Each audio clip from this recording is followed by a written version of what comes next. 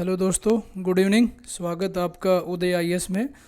आज संडे को हमने डिसाइड किया कि कोई भी एक स्टैटिक टॉपिक जिसके कोर कंसेप्ट को डिस्कस करेंगे। तो आज हमारा टॉपिक है evolution of the Indian constitution. इसमें से हर बार प्री में क्वेश्चन आता है।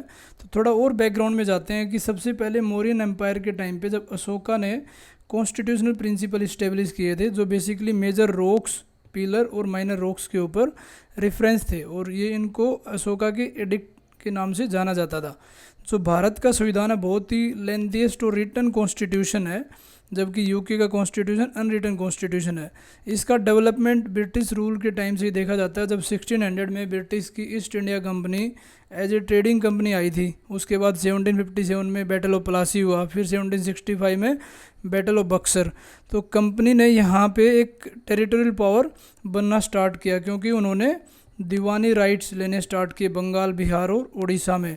और जब सिपोही म्यूटिनी, जिसको फर्स्ट वार ऑफ इंडिपेंडेंस भी बोलते हैं, 1857, उसके बाद में 1858 में गुड गवर्नेंस एक्ट, जो 1858 को एक्ट को बोलते हैं गुड गवर्नेंस एक्ट, उस टाइम पे क्राउन ने डायरेक्ट रिस्पॉन्सिबिलिटी ली कि इंडिया को गवर्न करने की। तो उसके बीच में जितने भी एक्ट आए उनके बारे में डिस्कस करेंगे।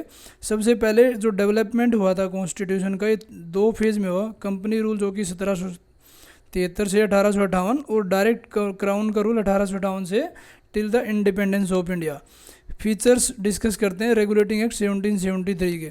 ये पहला स्टेप था ब्रिटिश पार्लियामेंट का कि वो कंपनी, ईस्ट इंडिया कंपनी के अफेयर्स को रेगुलेट करे इंडियन सब कॉन्टिनेंट में। और उस टाइम जो गवर्नर ऑफ बंगाल था उसको governor general of the Bengal बना दिया गया। वारेन हेस्टिंग पहले गवर्नर जनरल ऑफ बंगाल थे। जो एग्जीक्यूटिव काउंसिल थे उसके मेंबर क्रिएट किए गए ताकि गवर्नर जनरल को एक असिस्टेंट प्रोवाइड किया जा सके। और जो प्रेसिडेंसी थी बंगाल की उसको सुपीरियोरिटी दे दी और द बॉम्बे एंड मद्रास की जो प्रेसिडेंसी थी उसके ऊपर। उसी टाइम पे सुप्रीम कोर्ट इस्टेब्लिश हुआ था 1774 में। कई बार सुप्रीम कोर्ट के इवोल्यूशन पे क्वेश्चन आता है, तो आप जान सकते हो कि 1774 के एक्ट, 73 के एक्ट से यार 1774 में इस्टेब्लिश किया। उस टाइम पे एक चीफ जस्टिस और 3 अदर जजेस थे। जैसे कंपैरिजन करोगे ना, आज के दिन की 34 जजेस हैं सुप्रीम कोर्ट में, तो उस टाइम पे 1 चीफ जस्टिस एंड 3 अदर जजेस।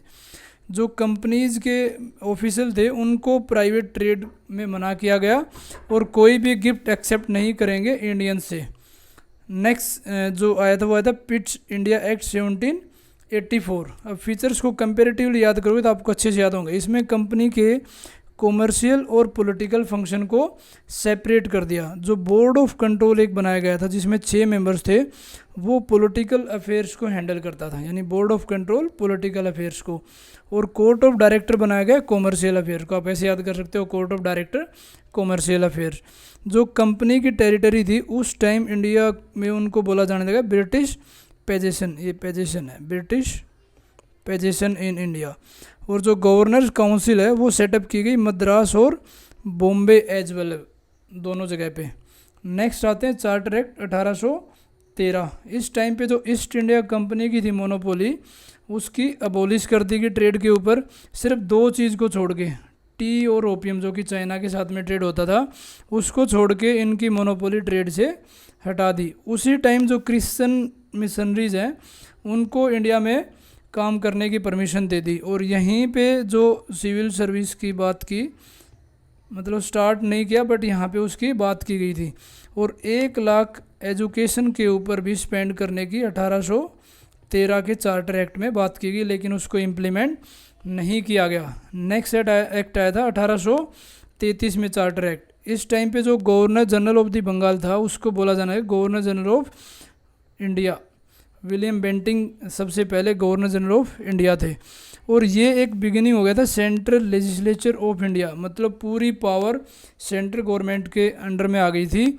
और जो कानून बनाने की लेजिस्लेटिव पावर थी बॉम्बे और मद्रास की, वो ले ली गई थी और पूरी पावर बंगाल के हाथ में आ गई थी। यहाँ पे जो ईस्ट इंडिया कंपनी थी प्योरली एक एडमिनिस्ट्रेटिव बॉडी बन गई। जैसे कि आप देख रहे थे ना 1813 में इसको टी और ओपीएम में परमिशन थी, बट 33 में इसके सारी कॉमर्शियल एक्टिविटीज़ को बंद कर दिया, कॉमर्शियल बॉडी नहीं रही, और ये एक प्योरली एडमिनिस्ट्रेटिव बॉडी यहाँ पे रह गई। नेक्स्ट एक्ट की बात करते हैं, चार्टर एक्ट 1853।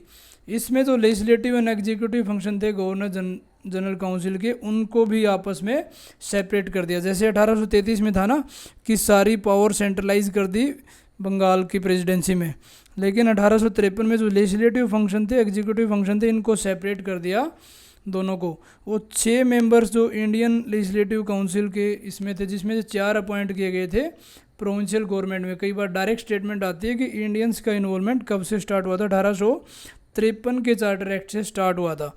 जो नेक्स्ट 1858 फिर 1861 और बाकी टॉपिक हम नेक्स्ट क्लास में डिस्कस करेंगे। तो ये था हमारा आज का टॉपिक, और साथ में ही हमने प्रीलिम के शॉर्ट्स डिस्कस किए हैं, जिसमें हम पास्ट 5 to 10 ईयर्स के थीम वाइज टॉपिक डिस्कस कर रहे हैं। तो आप प्ले लिस्ट में उनको भी देख सकते हो। Thank you for watching.